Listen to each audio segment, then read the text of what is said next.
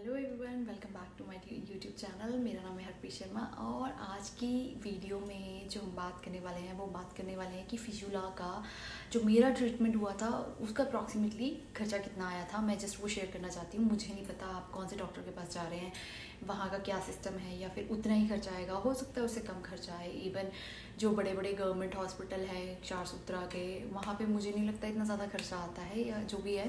But हाँ, जो मेरा एक्सपीरियंस है वो मैं आपके साथ शेयर करूँगी।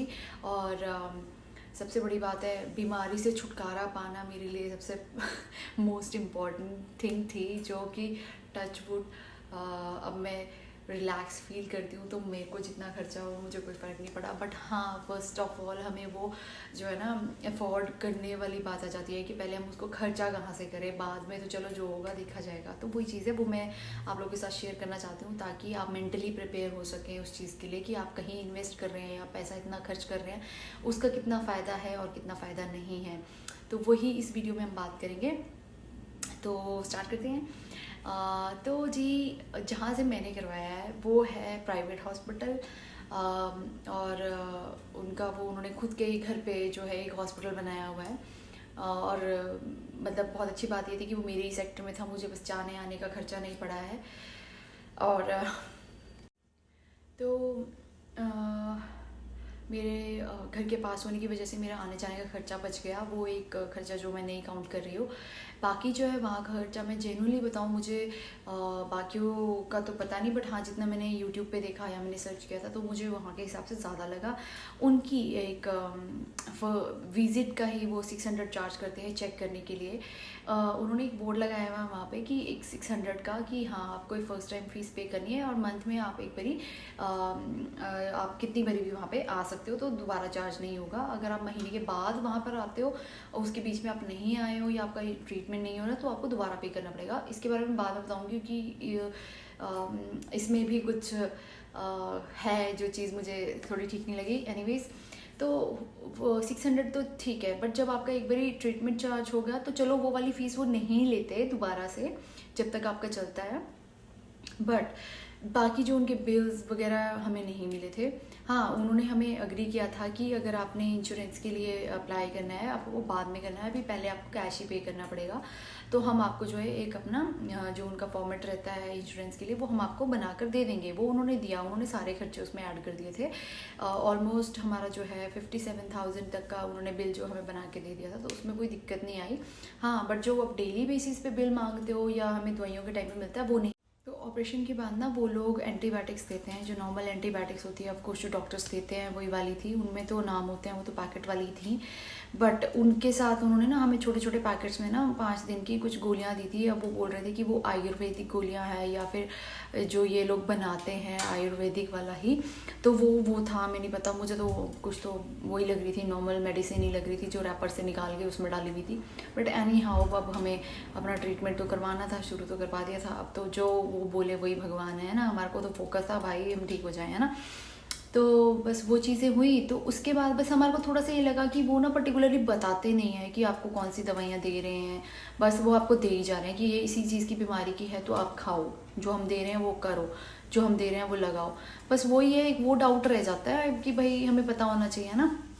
बीटाडीन की इतनी सी शीशी देते हैं, आई डोंट नो 50 ml की 100 ml की, मुझे नहीं पता। वो भी 200-250 की देते हैं, जिसमें वो बोलते हैं कि हमने कुछ मिलाया हुआ है आयुर्वेदिक, कुछ है उसके अंदर मिला हुआ है ना। तो वो भी हमें उन्हीं से लेना पड़ता है क्योंकि वो हेल्पफुल होता है। ऑफकोर्स जब सिर्फ बात लेते हैं, कुछ लेते हैं, तो हमें बिलीव करना पड़ता है। तो वो था, और जो कि हमें कंटिन्यूटी में यूज़ करना होता है, तो ज़रूरी था कि हम उन्हीं से लें। तो वो चीज़ें थी। तो ऐसे ऐसे करके हमारा डेली का बिल बन जाता था। तो वो दवाइयाँ होती है। अब होता क्या है कि अब हफ्ते का उनका प्रोसीजर रहता है, हफ्ते के बाद हमें थ्रेड चेंज करवाने जाना होता है, और वो दवाइयाँ भी हफ्ते तक ही चलती हैं। अब हफ्ते के बाद भी आपका सेम ही रहेगा। अब थ्रेड का जो कॉस्ट रहता है, मेरे जैसे 2 थ्रेड चेंज होते थे, तो मेरा सच्ची बताऊँ तो मेरा 2500 तो मिनिमम जो है ना हफ्ते का खर्चा था ही। अब समटाइम्स उसके अंदर वो दवाइयाँ भी आ जाती थी, समटाइम्स उसके अंदर दवाइयाँ नहीं भी आती थी, मुझे नहीं पता, क्योंकि कोई सेग्रीगेट करके हमें बिल देते नहीं देते। और हम अब एक एक चीज़ को क्या ही पूछे, वो बस वैसे ही बोलते थे कि आपका ये बिल है जी, हाँ जी तो ये चीज़ है। हाँ, कुछ एक जैसे प्रोटीन के पाउडर होते हैं या कुछ होते हैं, जब वो देते हैं तो उसमें उसमें प्राइजेज़ होते हैं। अदरवाइज़ जो वो खुद पैक करके देते हैं उनमें कोई प्राइस नहीं होते हैं। तो जो वो बाहर बैठे होते हैं वो लगाते हैं प्राइस, या जितना वो अंदर से फ़ोन करके बोलते हैं, तो वो चीज़ रहती है। तो मेरा तो 2500 तो था ही, हफ्ते के बाद इतना खर्चा आता ही था। अगर मुझे एक्स्ट्रा कोई चीज़ नहीं लेनी, अगर मुझे एक्स्ट्रा कुछ लेना है तो ऑफ कोर्स उसके एक्स्ट्रा चार्जेस होते थे। तो आप लगा लो मेरे 6 से 7 बारी चेंज हुआ है, तो वो खर्चा हुआ है। और उसके बीच में और भी चीज़ें होती थी जो दी जाती थी, मेरे को एग्जैक्टली याद नहीं है, बट ये सब खर्चा जो है हमारे को देना पड़ता है। अब आप लगा लीजिए हिसाब किताब की। अब 6-7 थ्रेड हमारे चेंज हुए थे, और लास्ट में क्या था, अब जो लास्ट प्रोसीजर था ना उसमें भी अब वो चार्ज लेते हैं। अब मेरे को बिल एग्जैक्टली मैं देख के बताऊंगी कि क्या हुआ था क्या नहीं, बट उस टाइम पे भी हमें पैसे देने पड़ते हैं उनका लास्ट प्रोसीजर के लिए भी, है ना। और उसके बाद जो दवाइयाँ वो अलग हो जाती हैं। उसके बाद फिर ड्रेसिंग के भी पैसे लगते हैं, तो जब आप आओगे तो वो ड्रेसिंग के भी पैसे लेंगे आपसे। इवन पहले भी, जब आप पहले भी ड्रेसिंग करवाते हो या फिर आपको लगता है कि आपसे ड्रेसिंग नहीं हुई है, आपने उनसे ड्रेसिंग करवानी है, तो भी आपके मिनिमम 300 से 400 500 600 तो चार्ज होते ही थे। तो ड्रेसिंग के अलग लगते थे। और जब आपका थ्रेड चेंज हो जाएगा, थ्रेड निकल जाएगा, उसके बाद आपके हफ्ता जो आप आओगे उसमें भी दवाइयों का अलग से। और मेरी हमारे डॉक्टर ने तो जी ट्यूब जेल वाली जो लगाने वाली जेली आती है उसकी भी ट्यूब हमारे से ही मंगाई थी कि आपका वूंड बहुत बड़ा है और आपको दवाई खुद ही लेके आनी पड़ेगी। ड्रेसिंग हम कर देंगे बट आपको जो वो ट्यूब लानी पड़ेगी। मुझे इसका लॉजिक नहीं समझ में आया था, बट स्टिल मुझे तो ठीक होना था, तो मैं लेके जाती थी, ट्यूब लेके जाती थी। वो मेरी ट्यूब से ड्रेसिंग करते थे, और उसके भी वो चार्ज लेते थे। तो इट्स ओके, मेन फोकस ठीक होने पे था। बट मैं खर्चा बता रही हूँ आपको कि ऐसे हो सकता है, तो बी प्रिपेयर, है ना। तो वो चीज़ थी। और बस वो हमारा चला, सोच लो आप, मई से शुरू हुआ। तो अब लगा लो इस आपकी मई के लास्ट वीक में मेरा थ्रेड चेंज हुआ था, मतलब थ्रेड निकाला गया था। उसके बाद जो मेरा वूंड है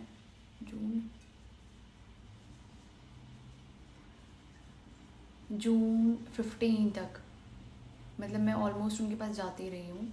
तो उसके बीच में मैं चार्ज देती रही हूँ, दवाइयाँ वगैरह देती रही हूँ। और मेरा वूंड जो एग्जैक्टली मतलब जुलाई अगस्त में मेरी दवाइयाँ चलती रही हैं, और मैं ट्यूब भी वहीं से लेती थी, या फिर प्रोटीन है, प्रोटीन शेक है, ऑयल है। इवन अभी मैं कनाडा शिफ्ट हो गई हूँ, तो मैं अभी भी उनका ऑयल लेके आई हूँ यहाँ पर अपने साथ।